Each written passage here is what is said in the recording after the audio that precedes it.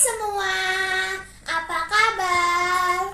Ikaku kali ini bersama Ocel, kita akan belajar tentang baptisan darurat.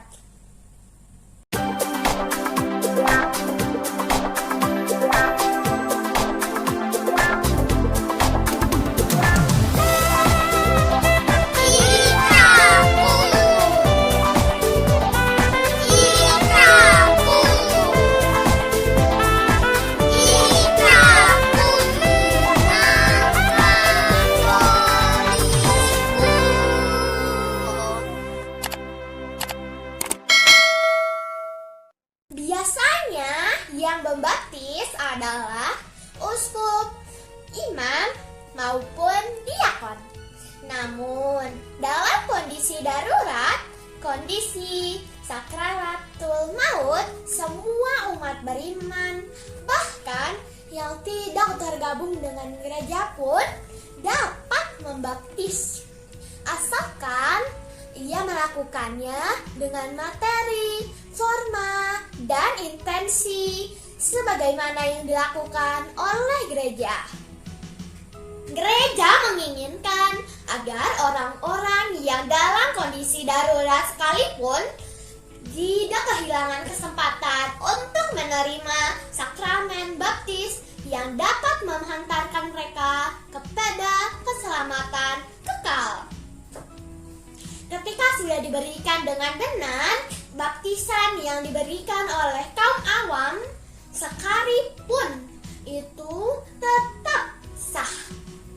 Misalnya, seorang yang dibaptis pada saat sakaratul maut itu ternyata dapat tetap hidup, maka orang itu tidak perlu dibaptis ulang. Jadi orang itu tidak dapat dibaptis ulang lagi. Namun demikian, ia dapat dibawa ke gereja dan upacara dapat diberikan, tapi tanpa mengulangi baptisannya ya.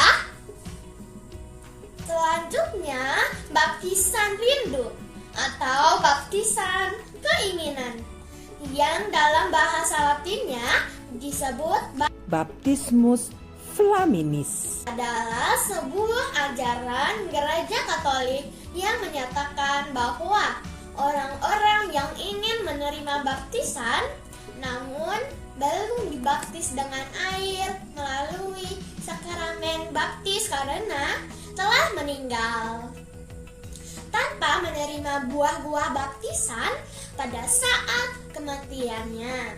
Katekismus Gereja Katolik menyatakan bagi para katekumen yang mati sebelum baptisan, kerinduan yang jelas untuk menerima baptisan, penyesalan atas dosa-dosanya, dan cinta kasih sudah menjamin keselamatannya yang tidak dapat mereka terima melalui sakramen itu.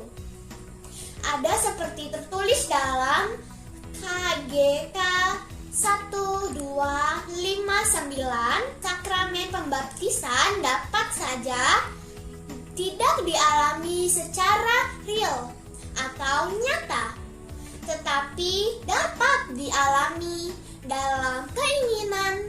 Contohnya, ketika seseorang yang berkeinginan untuk dibaptis, tetapi oleh suatu keadaan yang tidak menguntungkan, dia sudah meninggal dunia sebelum dia menerima pembaptisan itu. Dan orang seperti ini dapat menerima keselamatan tanpa menerima baptisan karena ia sudah berkeinginan untuk dibaptis. Dan keinginan ini adalah hasil dari iman yang bekerja melalui kasih, di mana Tuhan yang kuasanya tidak terbatas pada sakramen yang kelihatan saja menguduskan orang tersebut dari dalam. Maka Santo Ambrosius berkata tentang Valentinian yang wafat pada saat masih menjadi katekismus katekumen. Aku kehilangan dia yang akan saya baptis. Namun, ia tidak kehilangan rahmat yang dimohonkan olehnya. Pada Katekismus Gereja Katolik KKGK 1259 mengajarkan bagi para katekumen yang meninggal sebelum pembaptisan kerinduan yang jelas untuk menerima pembaptisan, penyesalan atas dosa-dosanya, dan cinta kasih sudah menjamin keselamatan yang tidak dapat mereka terima melalui sakramen itu. Selanjutnya pada KGK 1260 ada tertulis sebab karena Kristus telah wafat bagi semua orang dan panggilan terakhir manusia benar-benar hanya satu, yaitu bersifat ilahi.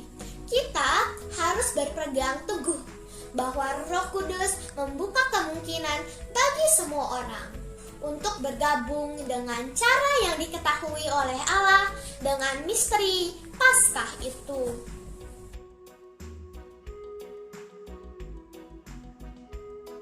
Setiap manusia yang tidak mengenal Injil Kristus dan gerejanya, tetapi mencari kebenaran dan melakukan kehendak Allah sesuai dengan pemahamannya akan hal itu dapat diselamatkan.